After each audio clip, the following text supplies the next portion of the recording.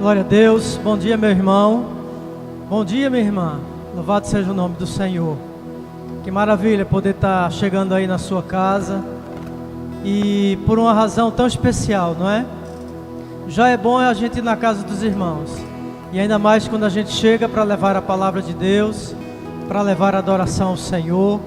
E é isso que estamos fazendo agora. Estamos chegando aí na sua casa. E louvamos a Deus por essa possibilidade, não é? Porque, como eu tenho dito, apesar de tudo, a palavra de Deus tem chegado até o seu coração, até a sua casa. A igreja tem chegado até a sua casa. Você já pensou nisso? Que coisa maravilhosa Deus fez nestes dias e continua fazendo. Você não pode chegar aqui, mas nós podemos chegar até aí. A igreja pode chegar, levando adoração, louvor, levando a palavra de Deus, levando a presença do Senhor através da sua palavra. Que coisa maravilhosa. E o desejo do nosso coração é que você possa usufruir disto, desta bênção de Deus, nesse momento tão difícil, tão especial, mas que vai passar, está passando. A Bíblia diz que é um tempo determinado para todas as coisas debaixo do céu. Então, está passando. Mas enquanto não podemos estar na nossa normalidade plena e total, a palavra de Deus não deixou de chegar na sua casa. E eu louvo a Deus pelo esforço dos irmãos, das irmãs, dos meninos aqui, das meninas, que estão sempre aqui dedicados para levar a palavra de Deus, levar o louvor, levar a adoração. Ou seja, tornar isso possível. Porque a igreja é isso, não é, irmãos? Igreja é a soma dos esforços de todos, para que as coisas se tornem possíveis. E não por acaso, nesse mês de junho, Deus colocou no meu coração o desejo de, ao longo dos domingos, a gente trazer uma palavra sempre sobre igreja, falar um pouco sobre igreja.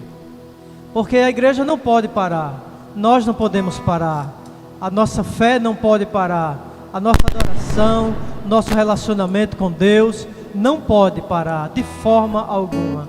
E então eu espero que você entenda isso, que você valorize isso, valorize aquilo que Deus está fazendo e permitir que a igreja chegue até a sua casa. No próximo domingo, para a glória de Deus, já poderemos estar aqui de manhã presencialmente. Veja que coisa maravilhosa.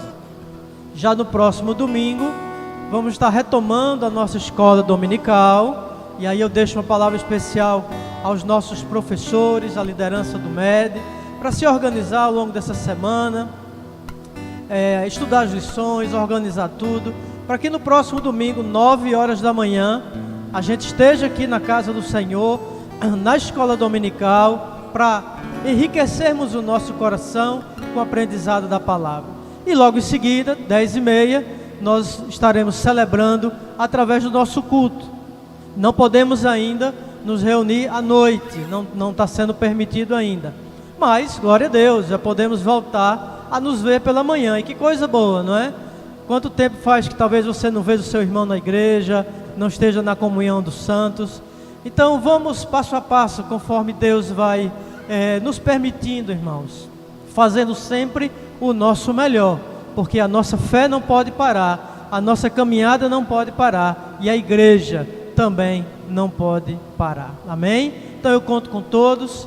A partir do próximo domingo, pela manhã, 9 horas, todas as classes da escola dominical vão estar funcionando, e logo em seguida o nosso culto de celebração. E como sempre fazemos, vai ser hoje também assim, à noite, 18 horas, também estaremos repetindo o culto, para que você possa, talvez não possa adorar pela manhã, esteja cultuando na parte da noite. Amém? Informações dadas, vamos orar. Quero convidar você agora a aquietar o seu coração. Como eu sempre digo, né? Quando a gente está em casa, parece tanta coisa para a gente fazer, tanta coisa para desviar a nossa atenção. Mas reserve esse tempo agora, porque hoje é manhã de Santa Ceia.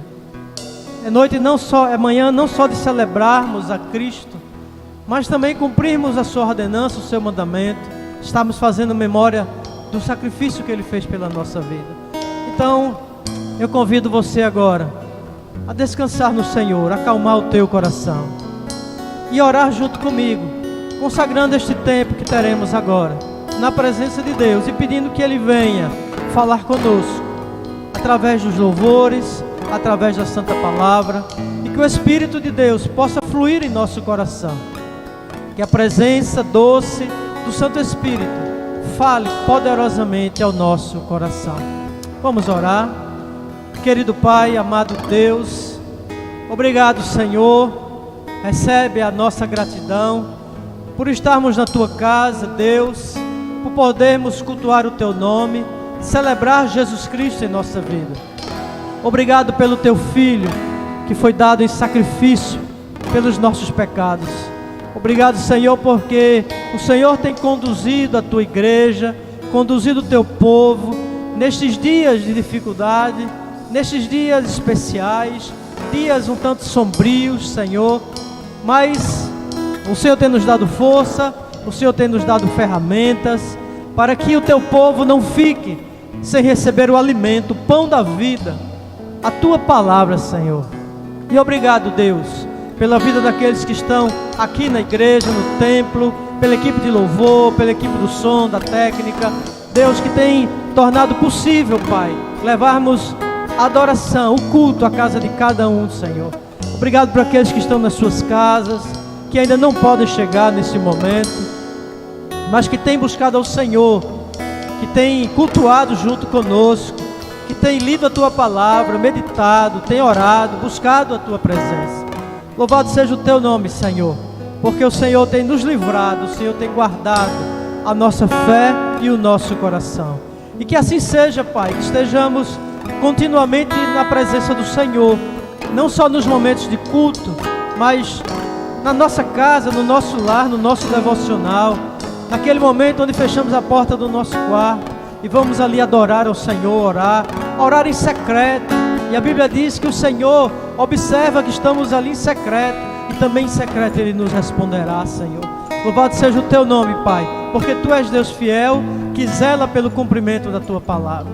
Te entregamos esse momento, este tempo que passamos aqui, que iremos passar.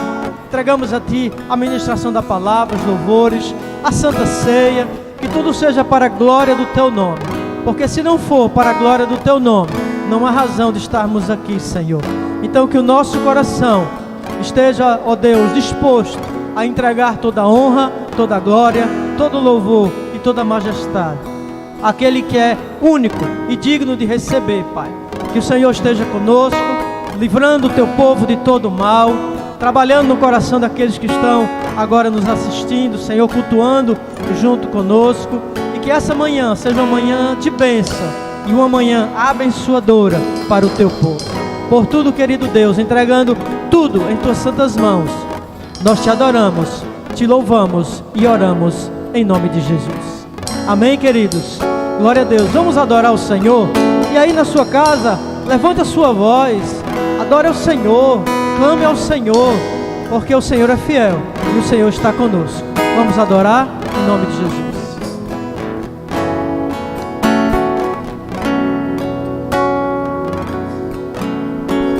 Glória a Deus, aleluia. Como o nosso pastor falou, vamos nos unir em um só pensamento nesse momento e adorar o Senhor. Nós não estamos juntos presencialmente, mas podemos estar unidos num só pensamento.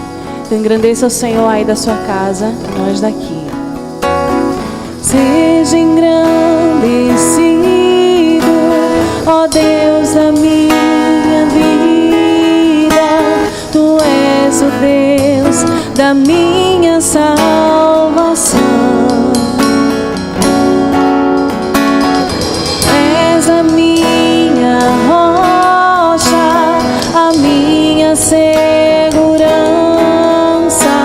Meus lábios sempre te exaltarão.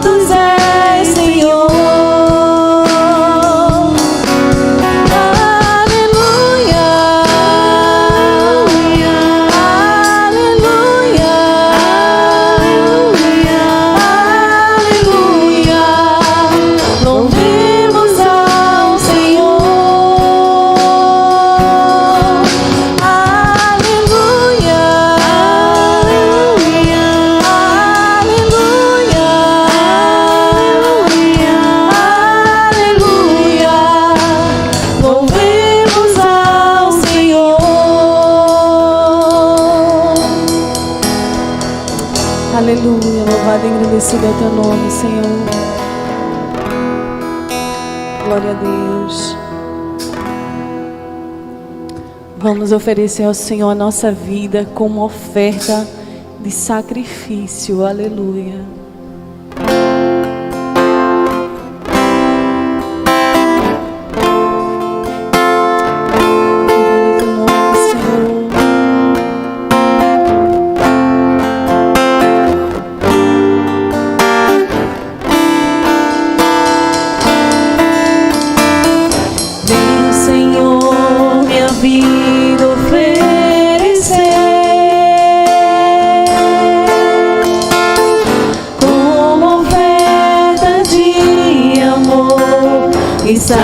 Sacrifício,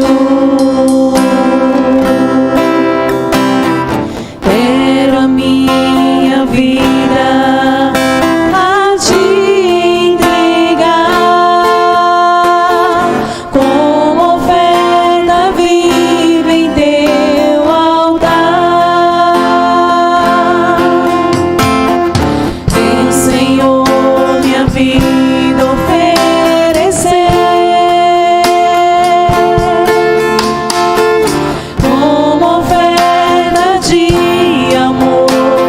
Sacrifício,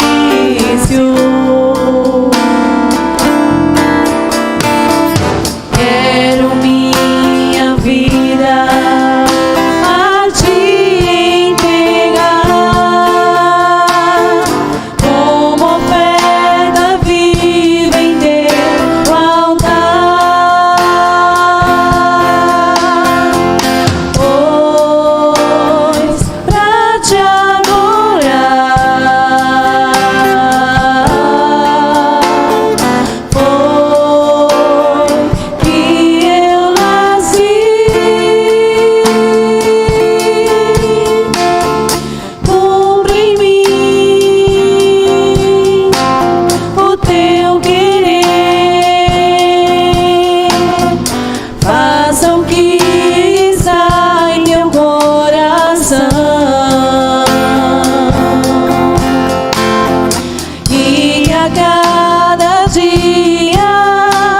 eu quero mais e mais estar ao teu lado, Senhor.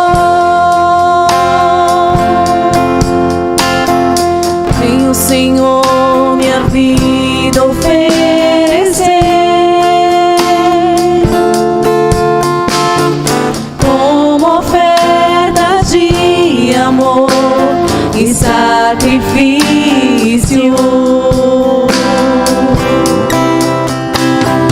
Quero minha vida a te entregar como oferta viva em teu altar, pois pra te adorar.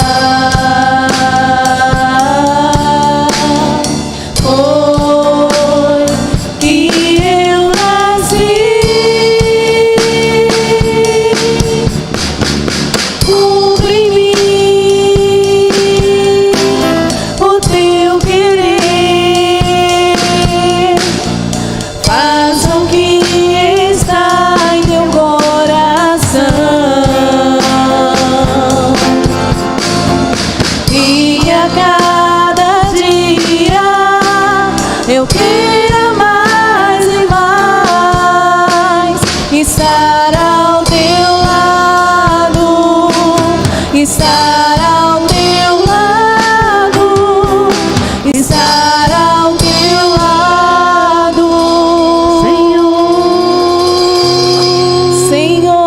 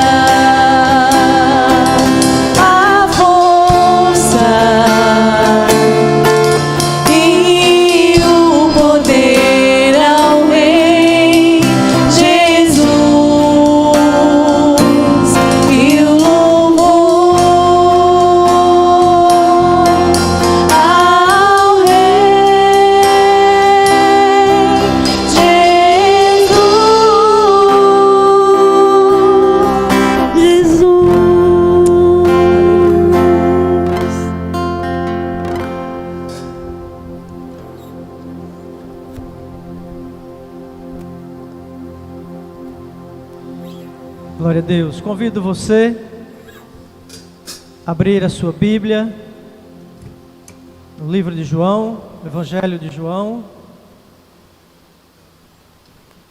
Vamos fazer a nossa leitura devocional, capítulo 10, a partir do verso 11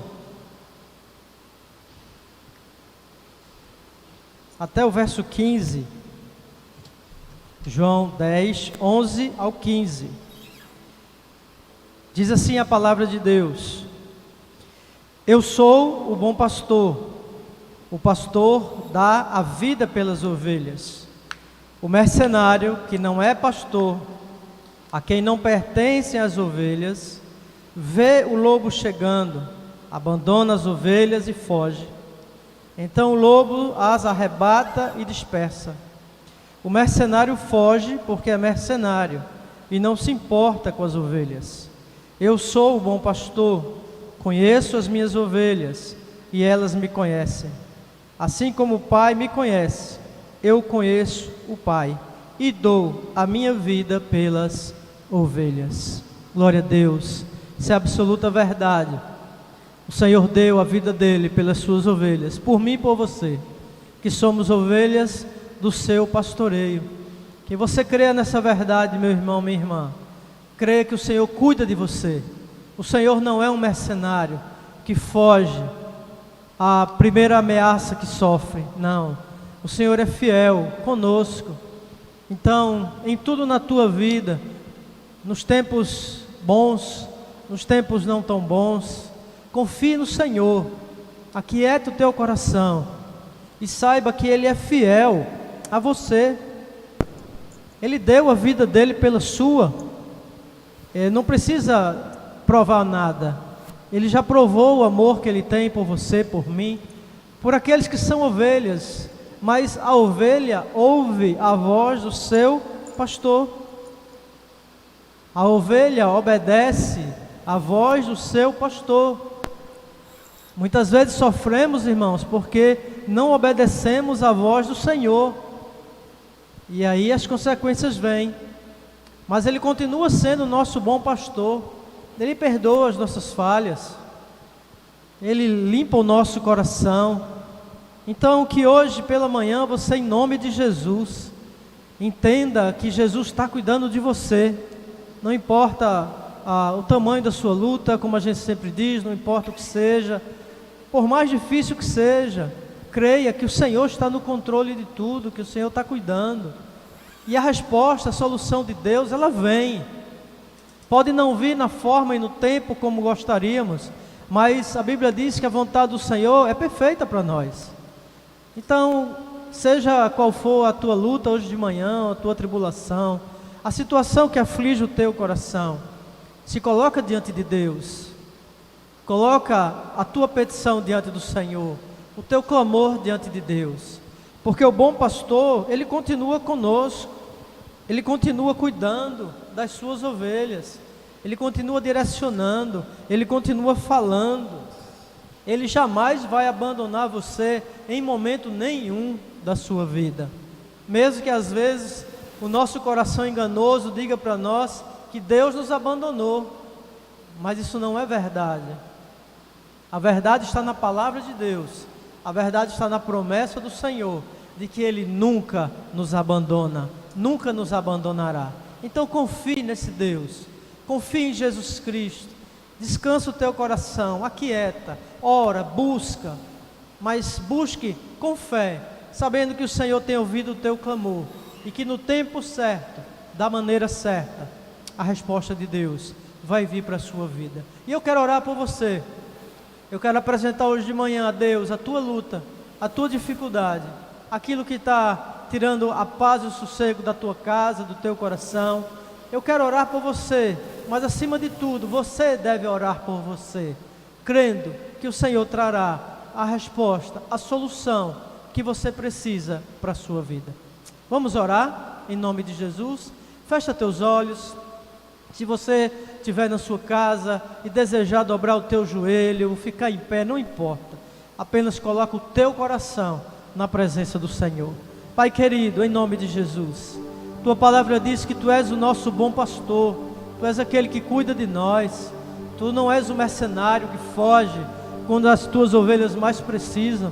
Pelo contrário, o Senhor guarda, nos livra de toda armadilha, seja do inimigo da nossa alma, seja do nosso próprio coração.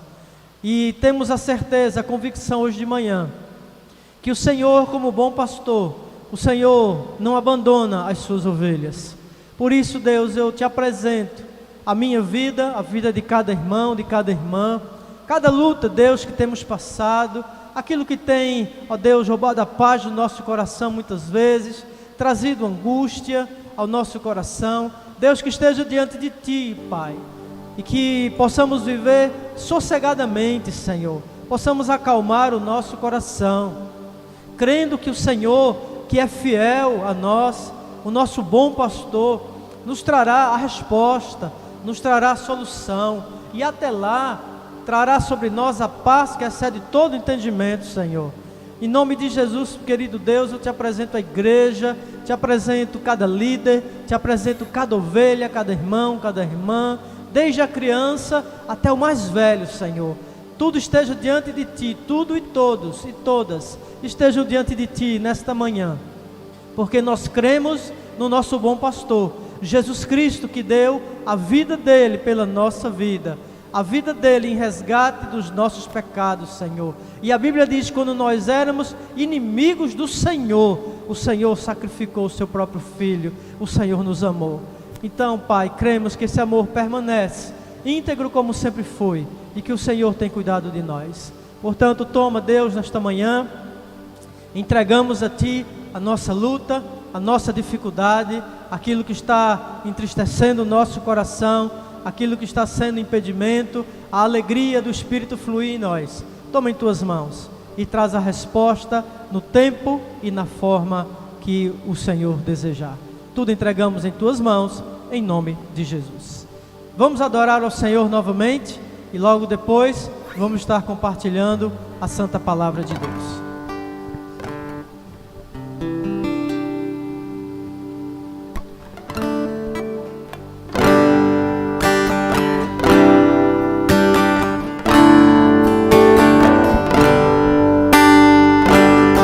Bem mais que as forças, poder e reis, e a natureza e tudo que se fez, bem mais que tudo criado por Tuas mãos, Deus, Tu és o início, meio e fim, bem mais que os mares, bem mais que o sol e as maravilhas que o mundo conheceu,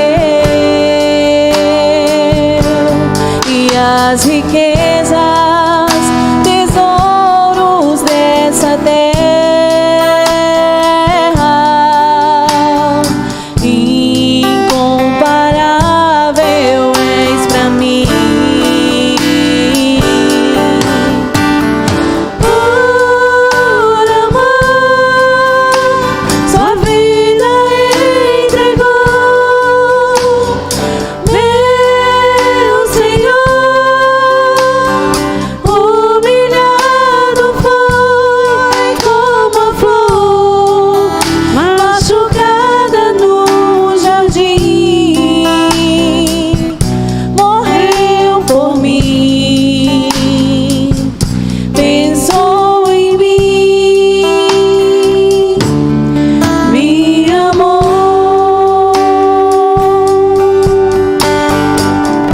Aleluia.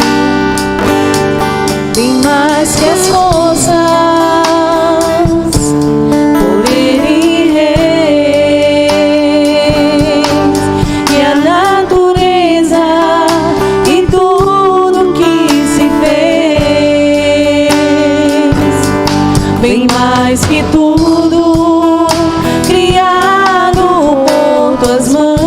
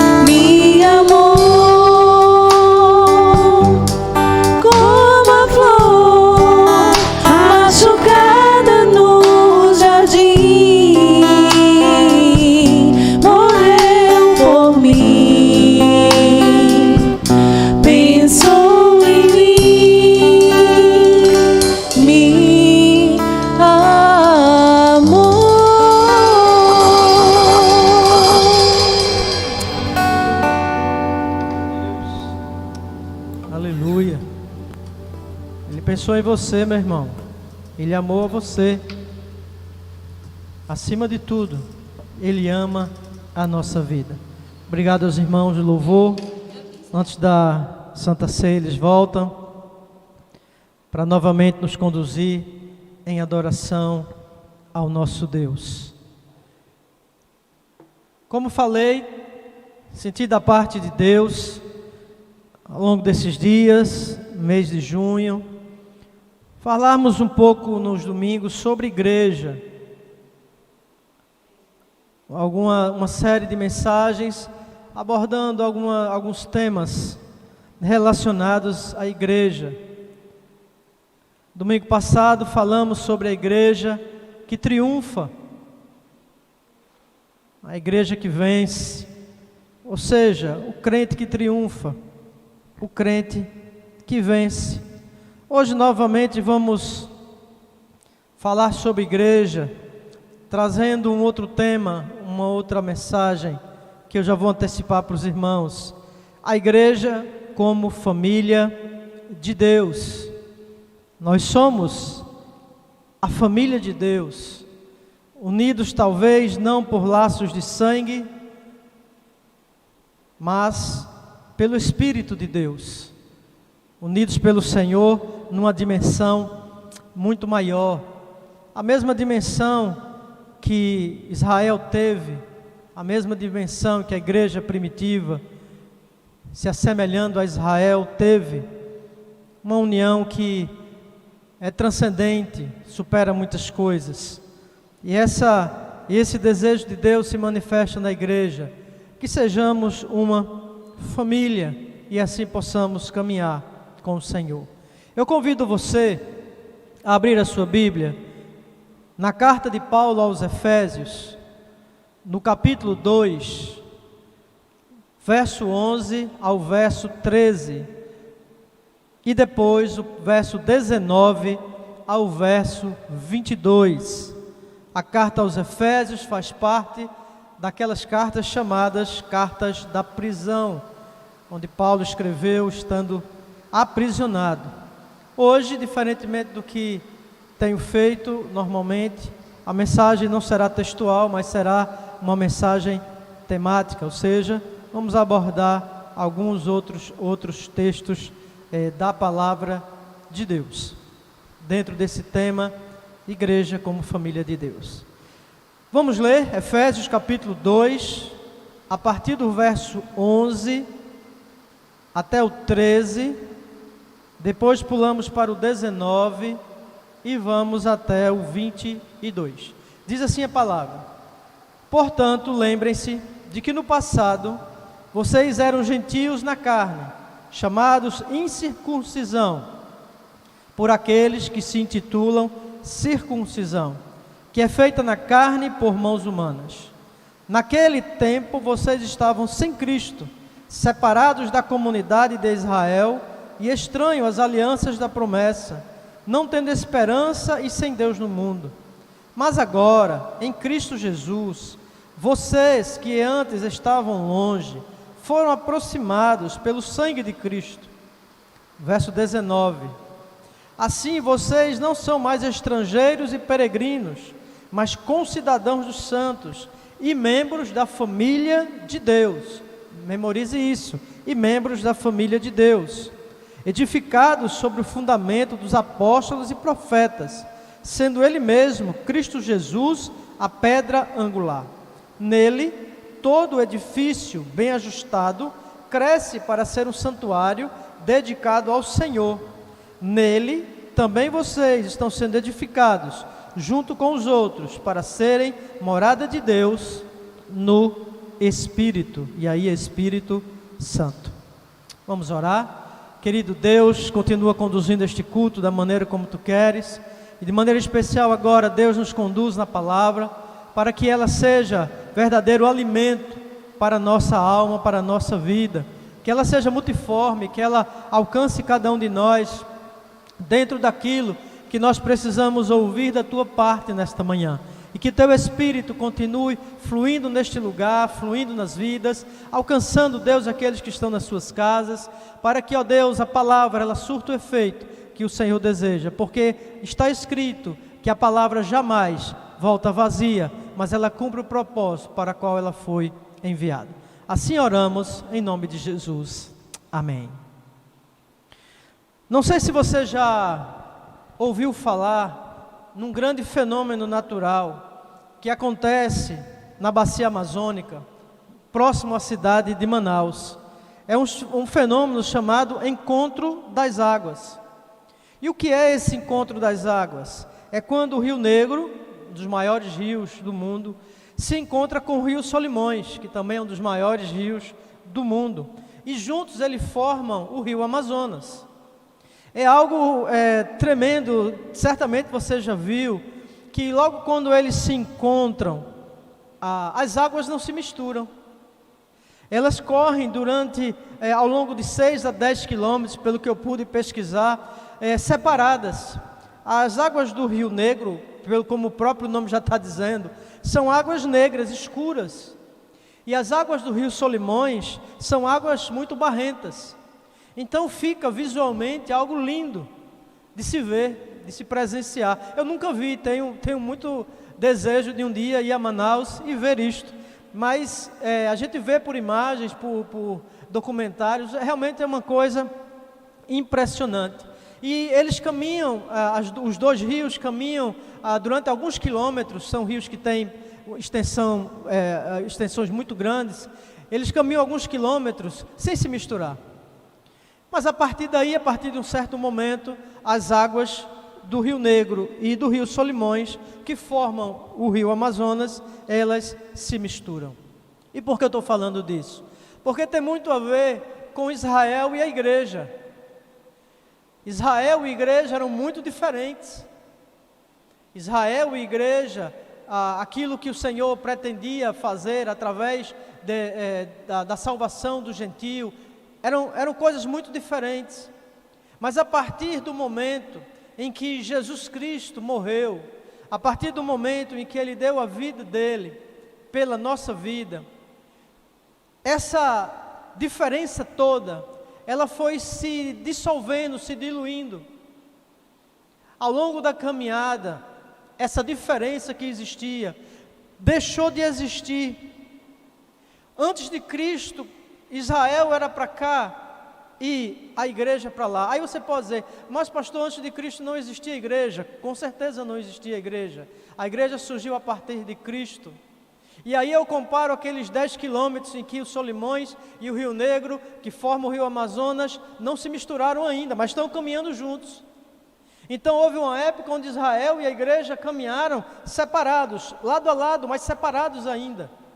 E a partir de Jesus, e a partir da pregação do Evangelho, e a partir da morte do Cordeiro, e a partir do desenvolvimento da Palavra de Deus, o entendimento foi chegando aos judeus, o entendimento foi chegando a Paulo, quando ele afirma no texto que nós lemos, que a coisa foi se diluindo, Israel e a igreja, os judeus e os gentios, foram se harmonizando, a ponto de formar uma só família.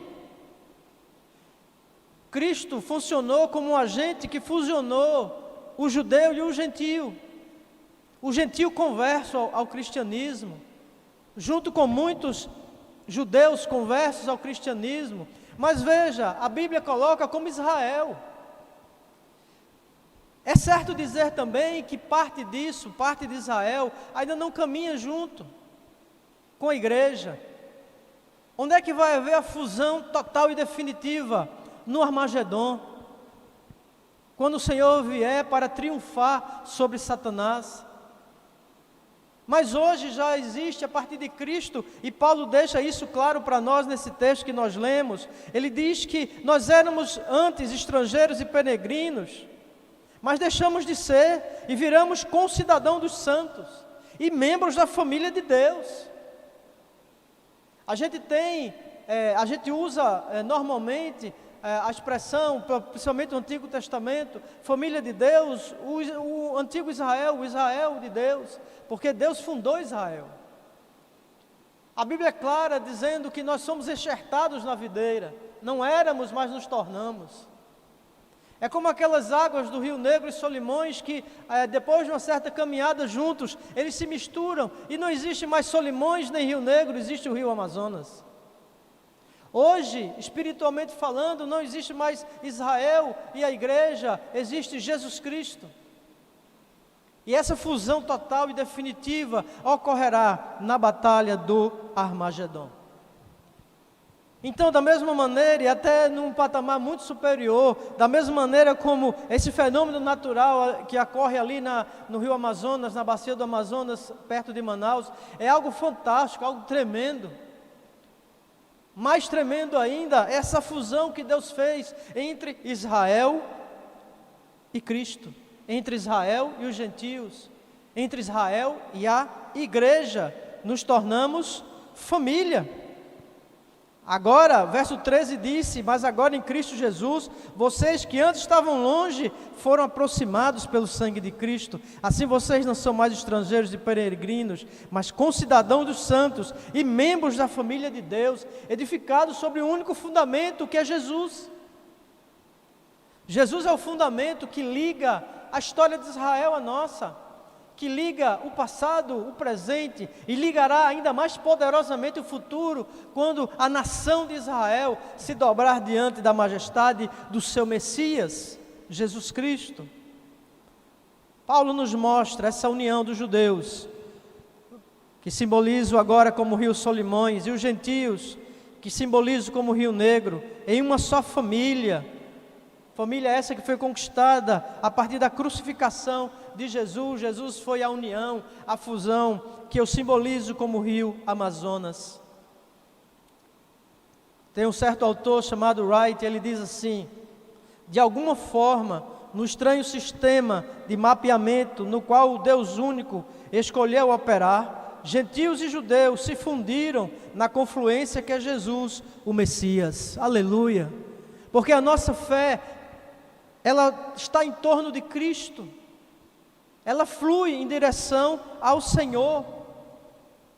E eu vejo aqui, irmãos, que com muito mais razão, esse princípio se aplica à igreja do Senhor, a igreja invisível e visível na terra, porque nós também somos família de Deus, nós somos enxertados na videira, como Paulo disse. E aí, quando eu trago esse princípio dessa fusão para dentro da igreja, eu entendo que entre nós não pode haver nenhuma divisão, entre nós não pode haver nenhuma diferença,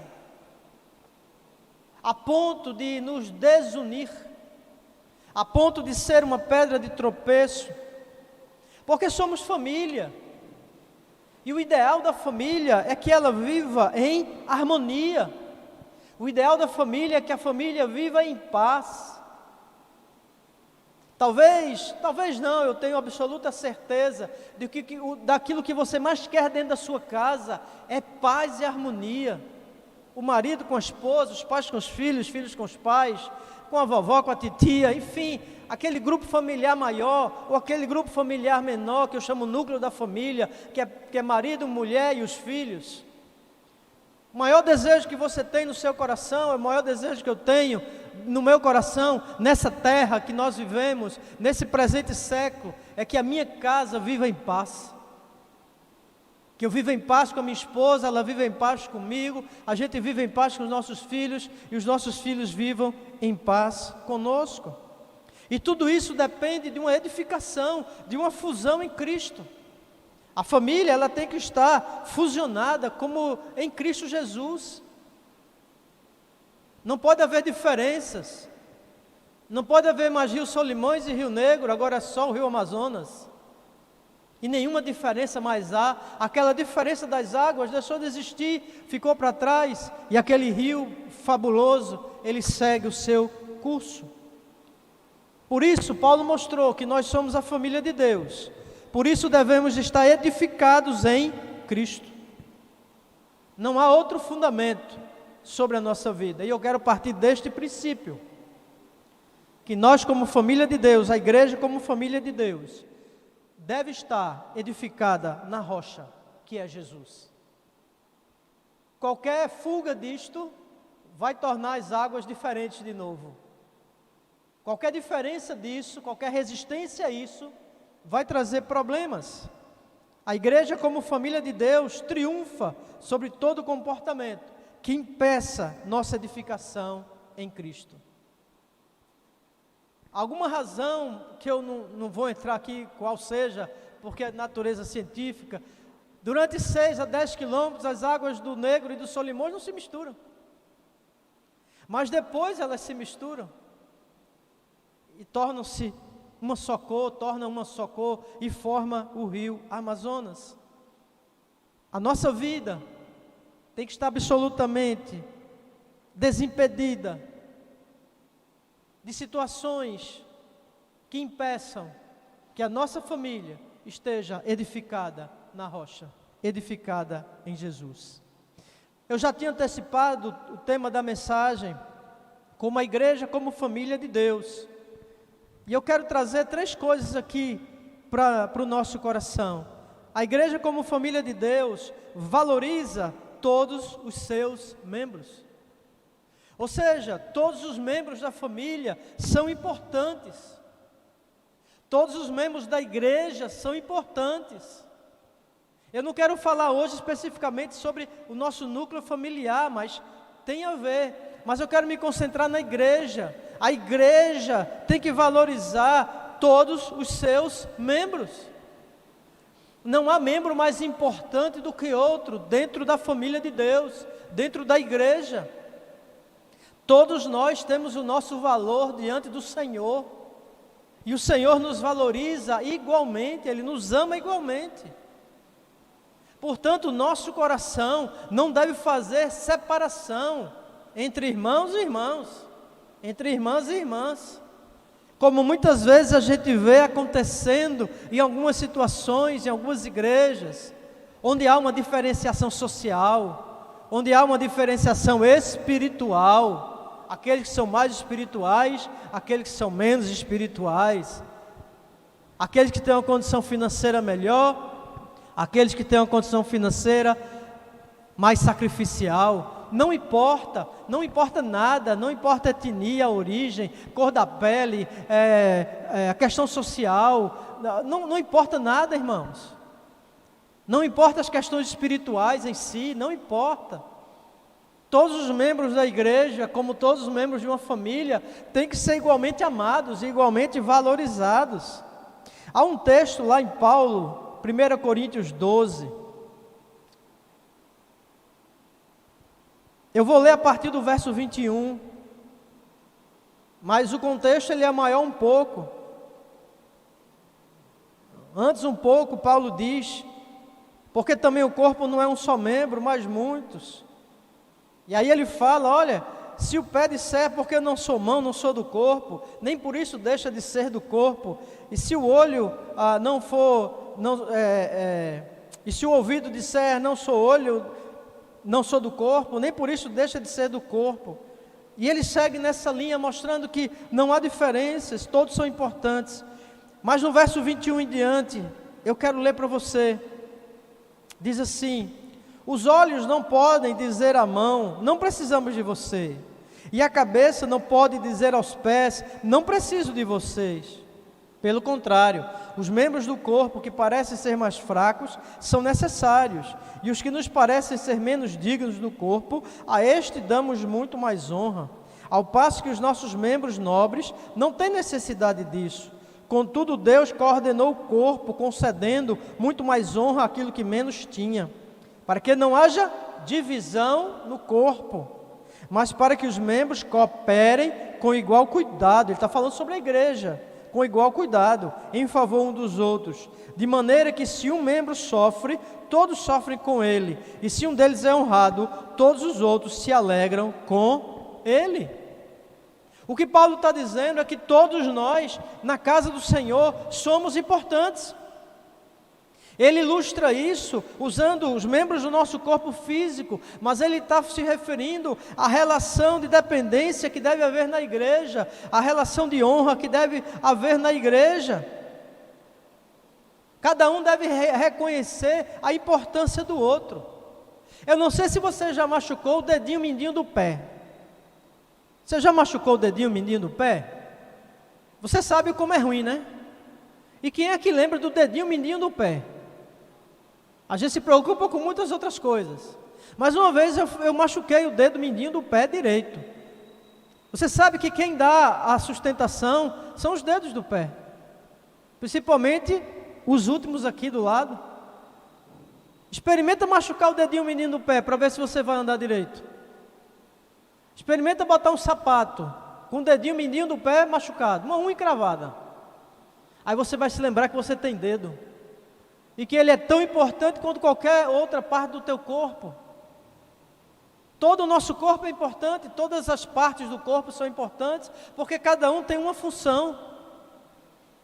Paulo usa isso para ilustrar para nós dentro da igreja, que todos nós somos importantes.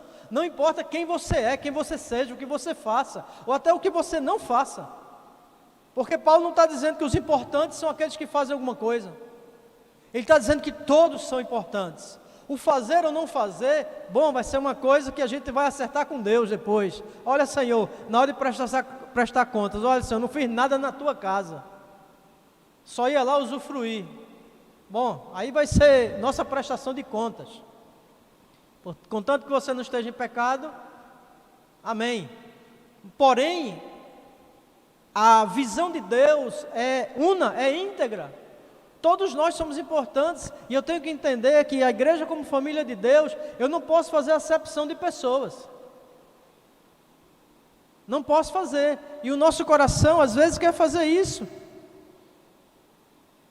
Paulo ilustra no verso 21, os olhos não podem dizer à mão, não precisamos de você. E a cabeça não pode dizer aos pés, não preciso de vocês. Porque o corpo, para funcionar perfeitamente, precisa de tudo que Deus fez. Precisa de todos os membros funcionando normalmente, ativamente. Ou seja, eu tenho que valorizar o meu dedinho mindinho do pé. Glorificar a Deus por ele.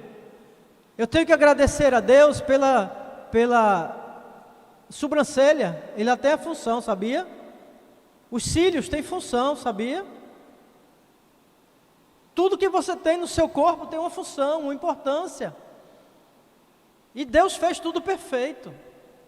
A ilustração de Paulo é fantástica. Dentro da igreja nós temos que nos valorizar. E ele diz por quê? Para que não haja divisão no corpo. Verso 25. Para que não haja divisão no corpo.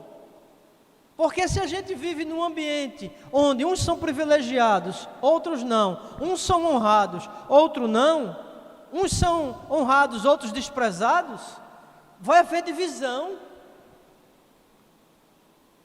Vai ter gente dizendo, não preciso daquele irmão não. Eu também não preciso daquele outro não, aquele irmão é inútil. Não, queridos, de forma alguma. Deus não quer que haja divisão no corpo, como Ele não quer que haja divisão dentro da sua casa, da sua família. O projeto de Deus para a nossa família, para a nossa igreja, é que a gente viva em harmonia. E quando uma pessoa é desprezada, ela sofre, ela se sente rejeitada, por alguma razão, ela não é honrada como os outros. E seja qual for a razão, está errado. Porque somos iguais diante de Deus. Lá em Romanos 2,11, Paulo diz, para com Deus não há, do verbo haver, acepção de pessoas. Se Deus não faz acepção de pessoas, muito menos nós devemos fazer acepção, é diferença. Deus ama mais um do que a outro, Deus honra mais um do que a outro, Deus é bonzinho com um, é mau com o outro. Não, isso não existe no coração de Deus, não deve existir no nosso coração. Devemos valorizar o nosso irmão, a nossa irmã, seja quem for. Devemos valorizar a liderança, devemos valorizar aquele que não está na liderança, devemos valorizar aquele que faz alguma coisa, aquele que não faz, não importa. Devemos valorizar o irmãozinho mais simpático, devemos valorizar aquele irmãozinho mais calado, não importa, cada um tem seu jeito. E Deus nos ama. Deus nos ama. Então, irmãos, em nome de Jesus, nós como igreja, como família de Deus, jamais podemos deixar de valorizar ou jamais podemos fazer acepção de pessoas, porque Deus criou tudo perfeitamente. E sabe que você tem o seu valor. Cada um de nós temos o nosso valor. Deus nos ama. E eu não estou falando aqui tem o seu valor no sentido da soberba, do orgulho, eu sou melhor. Não, estou falando justamente o contrário. Mas o Senhor nos honra, o Senhor nos valoriza, a ponto de morrer pela sua vida e pela minha. Quando nós éramos inimigos dele, diz a palavra. Então entenda que você como igreja, como família de Deus, você tem que amar o seu irmão. Você tem que valorizar o seu irmão, a sua irmã. Você tem que honrar. Tem que haver uma honra mútua entre nós, uma valorização mútua e um amor mútuo entre nós. Mas em segundo lugar, a igreja como família de Deus acolhe o fraco na fé. Às vezes a gente age como se fôssemos os super-heróis da fé. Parece que a gente nunca passa uma crise de fé. Você nunca passou uma crise na sua fé? Eu já passei na minha. Porque nós somos imperfeitos. Às vezes somos colocados por Deus numa situação que está acima de nós. E como eu falei, acho que foi domingo passado, às vezes Deus nos coloca em situações assim para que a gente cresça. Quem é que já não teve sua crise de fé? Os grandes homens de Deus tiveram suas crises de fé. É lógico que não pode ter crise todo dia, né? Mas há momentos, irmãos, na nossa vida que a gente para e pensa: Jesus, e agora? Isso não vai dar certo, isso não vai acontecer, não vou sair dessa situação. Não estou dizendo crise de fé para você abandonar o Evangelho, não, porque aí já é apostasia, é outra coisa. Mas há momentos da nossa vida de dificuldade que temos que nos agarrar mesmo ao Senhor Jesus. Há pessoas dentro da igreja que creem às vezes um pouquinho diferente de nós. Há pessoas que têm a sua fé um pouco mais frágil, que se abala com mais facilidade diante de algumas situações. Mas a ordem da Bíblia, eu quero ler com você Romanos capítulo 14, versículo 1. Depois nós pulamos para o 7 e para o 8. Onde há uma ordem de Deus. E ele fala em relação à igreja, em relação também ao nosso coração, não é? Ele diz: acolham quem é fraco na fé, não porém para discutir opiniões. Acolha com amor. Acolha com amor aquele que é fraco na fé. No verso 7 ele diz: porque nenhum de nós vive para si mesmo, nem morre para si. Porque se vivemos é para o Senhor que vivemos, se morremos é para o Senhor que morremos. Quer pois vivamos ou morramos, somos do Senhor. Olha, irmãos, muitas vezes nós não obedecemos esse mandamento bíblico do acolhimento. Aqueles que são fracos na fé, aí fazemos acepção de pessoas, né? Aquele irmão é fraquinho na fé, aquela irmã. Não, irmãos, devemos procurar entender a estrutura espiritual de cada um, ter o discernimento de Deus para entender a estrutura espiritual de cada um, para podermos acolher e ajudar aquele irmão que é fraco na fé. Por exemplo, talvez alguém aí diga: eu não como carne de porco, acho pecado comer carne de porco. Bom, se você gosta de comer carne de porco e come, ok, mas não condene quem não come. É nesse sentido que Paulo está querendo dizer. A fraqueza é isso, às vezes é uma fraqueza conceitual. Tem uns que só se sentem bem comendo vegetais, então não condene aquele que come vegetais por questão de fé. Respeite, mesmo que você não concorde com ele, mas acolha aquele que é mais frágil na sua fé, mais frágil espiritualmente. Deus estabeleceu os limites do pecado, aí a gente não pode ir de jeito nenhum. Mas dentro dessa dualidade, Deus nos permite algumas coisas conforme a nossa consciência e conforme a nossa fé, sem que nenhum lado seja condenado, nem que o outro lado seja condenado. Nesse mesmo capítulo 14 de Romanos, Paulo diz: quem é você para julgar o servo alheio? Para o seu próprio dono é que ele está em pé ou cai, mas ficará em pé, porque o Senhor é poderoso para o manter em pé. Mesmo com a sua fé fraquinha, mesmo limitado ali a certas coisas, Deus mantém aquela pessoa em pé. Veja, não estou falando de pecado, quero deixar bem claro aqui. Há um campo dentro do qual nós podemos caminhar, sem que seja pecado. O que eu estou falando aqui são às vezes opiniões, por isso que no verso 1 ele diz, não para discutir opiniões. Por que eu vou, se eu porventura gostar de carne de porco e você não, se você achar que é pecado, por que eu vou ficar discutindo isso com você? Eu fico com a minha fé, você fica com a sua. Você come aquilo que você acha que é permitido por Deus, e eu como aquilo que eu acho que é permitido por Deus. E assim nós vamos caminhar em paz.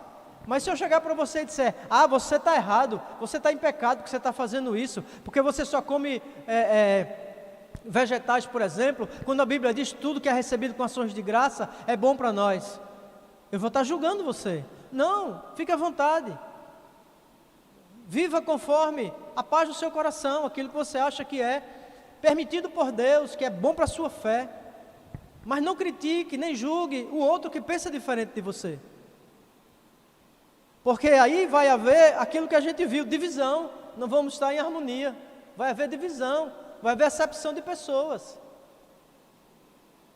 Aquele ali é mais espiritual porque não come carne de porco. Aquele ali...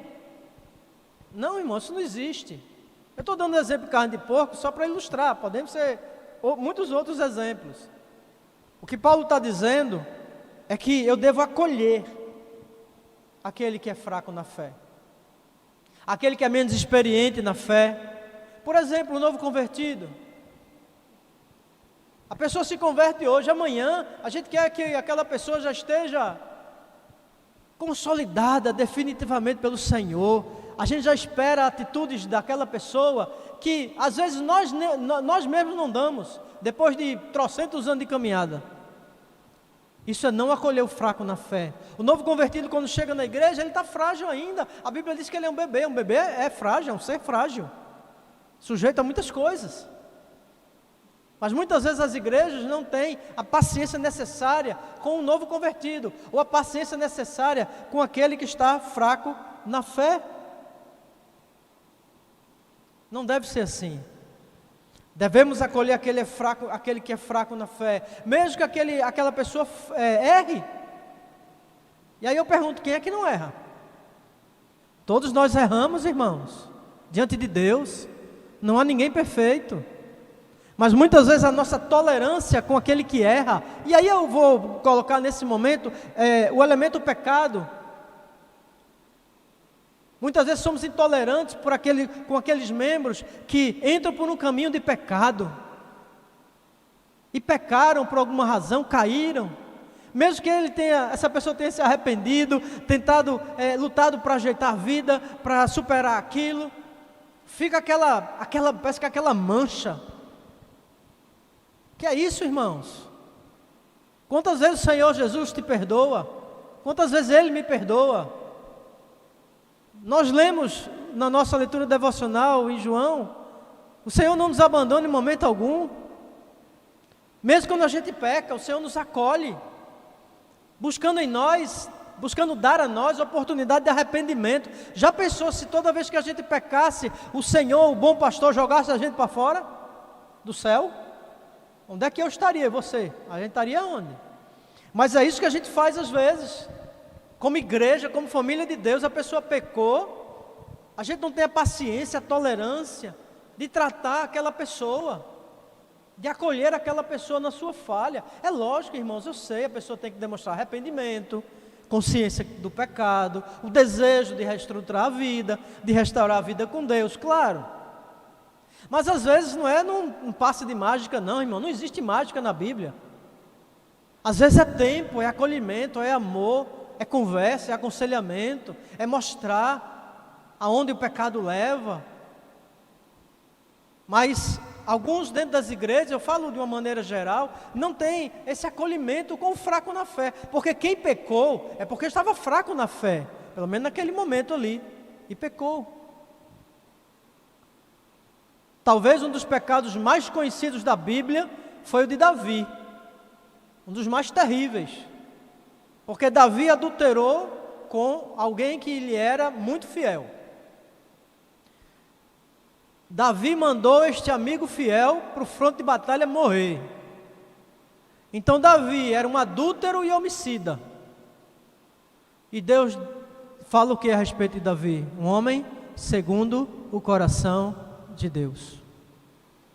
Deus teve paciência com Davi, como teve comigo, com você. E Davi se arrependeu verdadeiramente do seu erro. E pagou caro por ele, né? Mas ele se arrependeu. Então, queridos, nós temos que ter paciência. Temos que acolher o fraco na fé. Temos que instruir, temos que ensinar, temos que orar, temos que aconselhar. Não é a pessoa pecou, joga a pessoa fora. Não serve para nós, que é isso, irmãos. Porque a pessoa errou, não serve para nós. E o amor ao próximo, cadê? E amar ao próximo como a si mesmo. Você gostaria, Deus o livre, você cometeu um pecado, um deslize na sua vida, e o pastor da igreja chegar para você e dizer: olha, você não serve mais para nós não. Você não serve mais para estar na igreja Nazareno, Jaboatão não. Vá procurar suas melhores aí, vá procurar outra igreja. Você gostaria que isso acontecesse? É claro que não, né? Quem é que gostaria de um negócio desse? E quem é louco de fazer uma coisa dessa? Qual é o pastor que é louco em fazer uma coisa dessa? Não, o papel da igreja, e eu não digo só do pastor, mas da igreja, é acolher. Você errou, meu irmão, você errou, minha irmã, chega aqui, vamos conversar, o que foi que houve, vamos orar, olha, não é bom para você, não faça isso, procure arrependimento diante de Deus, e a gente vai ver a reação da pessoa. Se a pessoa, a gente sabe, né? O Senhor mostra aquele que se arrepende verdadeiramente. E se a gente acha ali lugar no coração da pessoa, aquela pessoa vai se recuperar, irmãos. Aquela pessoa continua sendo amada por Deus e tem que continuar sendo amada por nós. A Bíblia nos manda perdoar. Mas será que é sempre assim? Ou será que muitas vezes a igreja, ao invés de acolher, rejeita? Outro texto de Paulo, Romanos capítulo 15, do verso 1 ao verso 3, a primeira parte. Veja o que Paulo diz: ora, nós que somos fortes na fé, temos de suportar as debilidades dos fracos e não agradar a nós mesmos. Portanto, cada um de nós agrada ao seu próximo no que é bom para edificação, porque Cristo não agradou a si mesmo. Aí alguém vai e pensa: eu sou muito santo, eu sou santo, santo, santo, 10 vezes santo, eu sou mais santo do que Jesus, então eu não quero sentar no mesmo banco de um irmão que pecou. Eu não quero sentar no mesmo banco daquele que é fraco na fé. Eu não quero nem fazer parte da mesma igreja com aquele ali. Eu acho que aquela pessoa tem que ir embora da igreja. Deus nos guarde e tenha misericórdia de nós, se a gente pensar assim. Não, o crente, ele abraça o pecador. E com muito mais razão, os fracos na fé. Aqueles que porventura erraram, ou aqueles que pensam diferente de você, como eu falei no início, em relação a algumas coisas que não atrapalham a nossa salvação, que não determinam a nossa salvação. Somos famílias de Deus.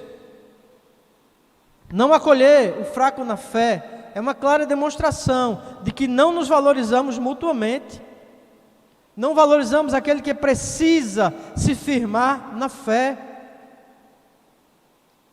Acolher o fraco na fé é valorizar aquela vida, é tentar ajudar aquela pessoa a superar as suas dificuldades. Para quê? Para que ela se firme na fé, para que ela tenha um discernimento melhor das coisas de Deus. Gálatas 6:1 diz assim: irmãos, preste atenção no que Paulo fala. Se alguém for surpreendido em alguma falta, pecado, né? Pode ser. Vocês que são espirituais, ou seja, pessoas que estão mais firmadas na rocha, que já têm uma experiência com Jesus maior, às vezes até uma experiência de vida. Experiência de vida conta muito, viu, irmão? Portanto, por favor, tenha muita paciência com seus filhos. Tenha muita paciência com os jovens da igreja. Valorize a juventude da sua igreja. Valorize os adolescentes da sua igreja. Experiência de vida conta muito. Eles vão aprender, irmãos.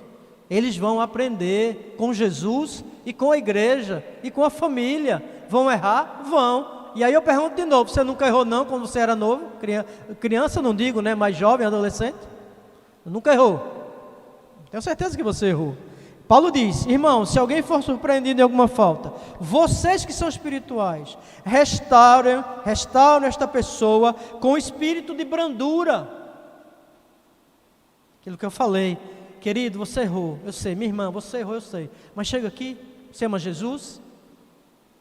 Você quer se restaurar com Deus? Quer se restaurar na presença do Senhor? Quer restaurar a sua família, seja lá o que for? Chega aqui, querida, chega aqui, querido, vamos orar? Vamos ler a palavra juntos?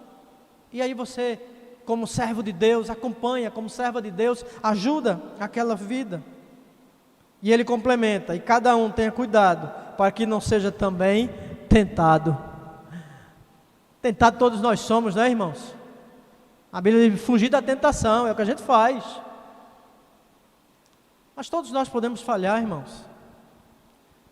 Todos nós pensamos um pouco diferente em relação a algumas coisas da fé, que digo mais uma vez, não interfere na nossa salvação, não fere um princípio de salvação da palavra de Deus, e Deus nos dá esse campo de movimento, onde a gente pode exercer a nossa fé da maneira que a gente entenda ser a correta. Mas em terceiro lugar, a igreja como família de Deus, ama como Cristo nos amou. Quando eu falo de acolhimento, de valorização, eu estou falando de amor. São duas facetas, o amor tem muitas facetas, né? São duas formas de amar. É valorizar o outro e acolher o outro. É o que Jesus faz conosco. Jesus te valorizava quando você estava na lama do pecado. Porque Ele te amava desde ali, desde aquele tempo. Desde o dia que nós nascemos, Jesus nos ama. E Jesus continua nos amando mesmo nas nossas falhas, nos nossos pecados, nas nossas transgressões. Então, valorizar e acolher são duas formas de nós amarmos como Cristo nos amou. Só que tem muitas outras. Muitas outras. João capítulo 13, Evangelho, verso 34 e 35. Diz assim, eu lhes dou um novo mandamento. Veja que coisa direta. Às vezes, irmãos, a gente não entende a Bíblia porque a gente não quer, viu? Às vezes a gente não cumpre a palavra porque a gente escolhe não cumprir. Presta atenção. Alguns se firmam naquele texto, né? O meu povo erra por falta de conhecimento. Nem sempre. Eu diria por falta de entendimento, talvez. Mas muitas coisas a gente sabe. A gente faz diferente porque a gente quer. Talvez porque sejamos fracos na fé. E aí a gente não faz tudo o que Deus quer que a gente faça. Nós não somos tudo aquilo que Deus quer que a gente seja. Verso 34 diz assim, o próprio Senhor falando, eu lhes dou um novo mandamento, que vocês amem uns aos outros. Quer mais direto do que isso? Ou seja, que você valorize, que você acolha, que você tenha compaixão, que você tenha empatia, que você tenha longanimidade, que você tenha paciência, que você perdoe. Amor, né? Fala de tanta coisa. E ele, verso 35, nisto todos conhecerão que vocês são meus discípulos. Isso é uma marca distintiva. Se tiverem amor uns pelos outros. A marca do crente não é a roupa que bota, não é o linguajar que usa. Eu tenho dificuldade às vezes de usar crentez. Eu acho não culpo quem usa não, acho bacana. Mas às vezes o que eu acho errado é que a gente quer ser identificado pela forma como a gente fala, os termos que a gente usa. as roupas que a gente usa, às vezes o mau humor. Crente não foi feito para ser mal-humorado. Um crente mais alegre, mais extrovertido, que chega nos lugares e ali conversa com todo mundo, bate papo, ri e tal, conta piada boa, né? Conta piada e tal. E aquele crente, ó, não é espiritual não. Quem disse? Que falta de amor é essa?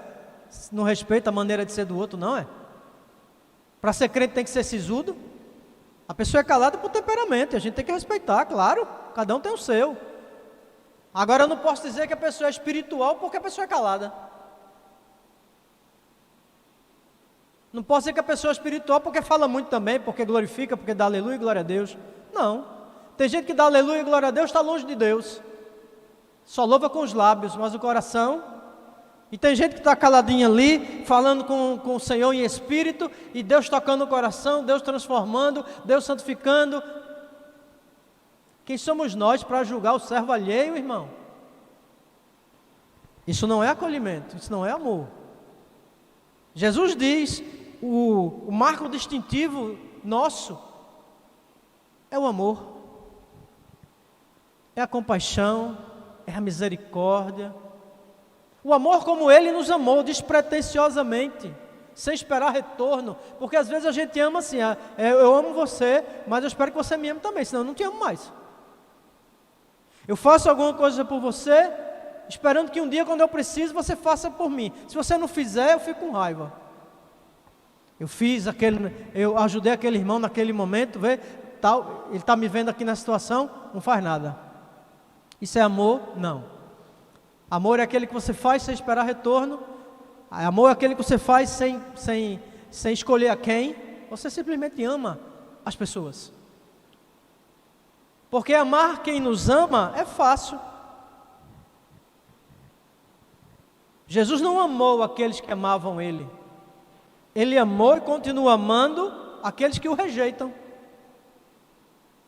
Aqueles que pecam, inclusive nós, que não são perfeitos. A marca distintiva do crente é o coração, irmãos. É a intenção, é aquilo que está lá dentro. A marca distintiva do crente é a proximidade que nós temos com Jesus. E se nós estivermos próximos a Jesus, nós vamos amar as vidas. Como Ele nos amou e continua nos amando. Por isso que Ele disse que se eu não perdoar aquele que me ofende, tampouco o Pai Celestial perdoará as minhas ofensas. E eu sempre digo, se eu não perdoar você e Deus não me perdoar, quem é que saiu perdendo? Eu, que não vou para o céu. Por isso eu tenho que te perdoar, porque é um ato de amor. Um ato de amor a você e um ato de amor a Deus e um ato de amor a mim mesmo. Porque quem não perdoa é quem mais sofre.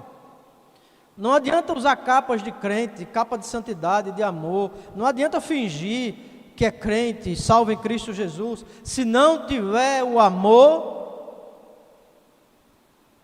não é de Jesus. Mesmo aquele amor ainda falho, porque o amor perfeito só na glória. A verdade é essa. Mas quando estamos ligados à videira, quando estamos ligados a Jesus, o Senhor purifica o amor que nós sentimos pelas vidas, é incrível. O Senhor purifica aquilo que a gente sente pelas pessoas. Paulo disse que nós temos a mente de Cristo. Se nós somos de Jesus, temos que amar como Ele nos amou. Lucas 6, a partir do 27, a gente vai pular, mas eu vou ler a partir do 27. Digo, porém, a vocês que me ouvem, amem os seus inimigos. Quer mais claro do que isso? Amem os seus inimigos. Façam o bem aos que odeiam vocês. Qual é o nosso tipo de relacionamento com alguém que odeia a gente? A gente não quer nem ver. Se brincar, a gente está odiando também. Veja que a armadilha do inferno. Eu sempre digo que o nosso coração não pode ser regido pelo que o outro sente. O nosso coração é regido pelo Senhor Jesus Cristo. Amém, queridos? Se você me odiar e eu odiar você também por causa disso, você está regendo o meu coração e não Deus. É o teu sentimento de ódio a mim que está me fazendo odiar você também. E onde é que Jesus fica nessa história? E o marco distintivo do amor fica onde? Não, se alguém odeia você, ame essa pessoa. Não permita que o ódio dessa pessoa, a inimizade, a contenda, ditem as regras no seu coração, porque no seu coração manda você e Deus e você, mas ninguém. Por isso que a ordem do Senhor é: ame os seus inimigos, façam o bem aos que odeiam vocês. Verso 28, abençoem aqueles que amaldiçoam. Você já foi amaldiçoado por alguém? Qual foi a tua reação? Você abençoou aquela vida? Abençoei, pastor. Amém, glória a Deus. Você obedeceu a palavra do Senhor, você cresceu um pouco mais. Mas alguém que te disse um desaforo, maldição é isso também, né? Alguém que foi agressivo com você, te disse um bocado de coisa suja e imunda, como foi que você devolveu para ele? Provérbios diz que a palavra branda acalma o furor, né? Como foi que você devolveu para ele? Se for uma discussão dentro de casa, marido e mulher, discussão entre irmãos de sangue, até na igreja, como foi que você devolveu dentro do seu coração? Eu não disse nada, mas no coração odiei. Deu no mesmo. Deu no mesmo, você só não externalizou. Mas deu quase no mesmo. Porque você odiou no seu coração. Você não abençoou. Abençoar, irmão, é alguém te dizer um monte de desaforo, alguém fazer mal a você, e você, da boca para fora e da boca para dentro, dizer: Deus te abençoe, que você venha conhecer ao Deus verdadeiro e santo. E Deus tem misericórdia de você. Você abençoou aquela vida. Esse é o nosso papel. Orem pelos que maltratam vocês. Difícil, né? A gente orar por alguém que está nos fazendo mal, nos maltratando. E a expressão é essa: aqueles que maltratam, tratam você de uma forma errada, grosseira, desprezam você, são grosseiros com você, enfim. Verso 32, se vocês amam aqueles que os amam, que recompensa terão? Porque até os pecadores amam aqueles que os amam. E é verdade, não é? Essa é a regra do mundo: eu vou amar quem me amar. Quem não me amar, também não vou amar. Essa é a regra do mundo. O verso 36, sejam misericordiosos, como também é misericordioso o Pai de vocês. Eu quero concluir hoje de manhã dizendo para você: você quer fazer parte da igreja que triunfa? Você quer fazer parte da igreja que triunfa diante da maldade do presente século? Você quer ser um crente que triunfa diante de atitudes que te afastam do Senhor? Se você quer, amém. Deixa o Senhor trabalhar no teu coração. Esteja integrado à tua igreja. Obedeça a palavra de Deus. Se você quer ser esse crente que triunfa, se você quer fazer parte desta igreja que triunfa, faça a vontade de Deus na sua vida. Faça a estrita vontade de Deus na sua vida. Haja como família de Deus. Haja como servo e uma serva do Senhor. Para a gente fazer parte da igreja ou sermos crentes que triunfam, se a gente quer fazer parte dessa família de Deus, nós temos que dar mais ouvidos à palavra de Deus. Temos que permitir que verdadeiramente o Espírito Santo faça morada em nós. Quero relembrar 2 versículos que lemos no nosso texto base lá em cima. Nele, verso 21 e 22, nele todo edifício bem ajustado cresce para ser um santuário dedicado ao Senhor. 22, nele também vocês estão sendo edificados junto com os outros para serem morada de Deus no Espírito. Aleluia, glória a Deus. Eu quero orar. Glórias e glórias e glórias, Senhor. Aleluias. Louvado seja o teu nome, Senhor. Tu és o Senhor da nossa vida, e nós não abrimos mão, Senhor, de estarmos debaixo do teu senhorio, da tua vontade. Que a tua graça nos alcance, Que a tua misericórdia faça diferença na nossa vida. Que não nos falte o perdão dos nossos pecados. E que o Senhor nos ajude, Senhor, a sermos fiéis a esta aliança. A aliança feita no sangue é algo profundo, é algo grandioso do ponto de vista espiritual, porque o sangue representa a vida que o Senhor Jesus entregou naquele madeiro pela minha e pela vida de cada um de nós. Ajuda o teu povo, ajuda a tua igreja a sermos fiéis a ti, Senhor, porque os dias são maus, o tempo é difícil.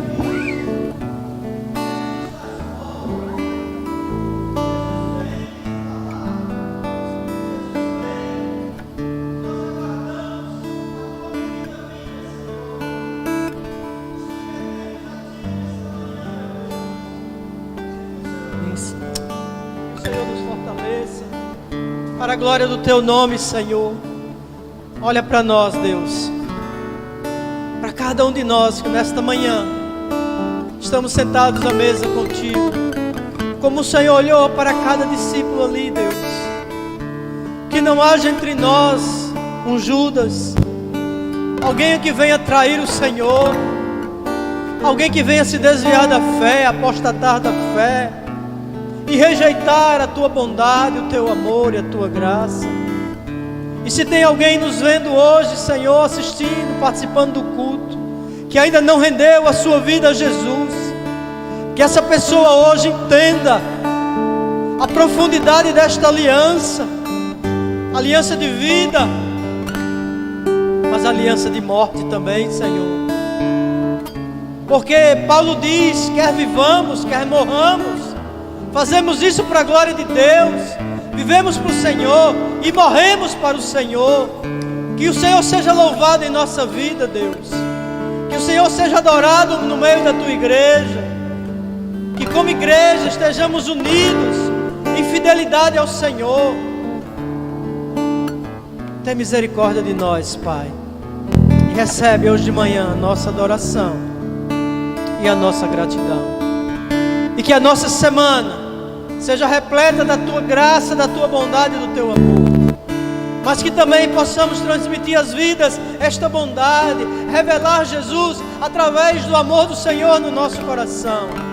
Que o Senhor nos ajude a amar as pessoas, independentemente de que elas sejam. Que o Senhor nos ajude a acolhermos essas pessoas e valorizarmos todas as pessoas, como o Senhor fez e como o Senhor agiu em relação a nós mesmos. Nos dá uma semana de vitória, como igreja, como servos e servas, como família. Que a paz que excede todo entendimento reine em cada casamento, em cada família, em cada relação familiar, e que o teu nome seja glorificado. Abençoa a semana de trabalho do teu povo, faz prosperar o teu povo nesta terra, Deus, em nome de Jesus.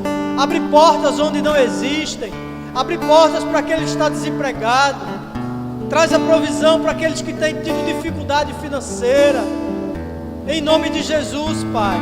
A nossa fé está firmada no Senhor e apenas no Senhor, por isso a nossa dependência é total do Senhor. Abençoa o nosso culto de doutrina, abençoa, Deus, próximo domingo, a escola dominical, o culto de celebração, os trabalhos da JNI, o culto de domingo, da quarta de manhã, o culto de oração. Deus, que tudo esteja diante de Ti e que a Tua igreja não pare, Senhor, que o Teu povo não pare, Senhor, que continuemos caminhando para Canaã celestial, que o nosso coração não desfaleça, mas pelo contrário, que a tua igreja esteja viva, pulsante, Senhor. Uma igreja adoradora, uma igreja de boas obras, uma igreja que pregue a palavra a tempo e a fora de tempo. Nos ajuda, Deus. Eu quero abençoar, Deus, a semana de cada um de nós. Abençoar a igreja, abençoar cada família, abençoar cada um que hoje conosco adorou ao Senhor. Que o Senhor nos abençoe em nome de Jesus. que o amor de Deus, o nosso Pai, que as preciosas consolações do Santo Espírito e que a graça salvadora, misericordiosa do Senhor Jesus esteja na sua vida, meu irmão, minha irmã, esteja na sua casa, na sua família, esteja na igreja do Nazareno, em volta de todo este mundo, de agora e para todos sempre. Amém e amém. Deus abençoe, querido. Deus abençoe a sua vida. Tenha uma semana de bênção. Tenha uma semana na presença do Senhor. Quarta-feira nos encontramos novamente. Deus abençoe você, em nome de Jesus.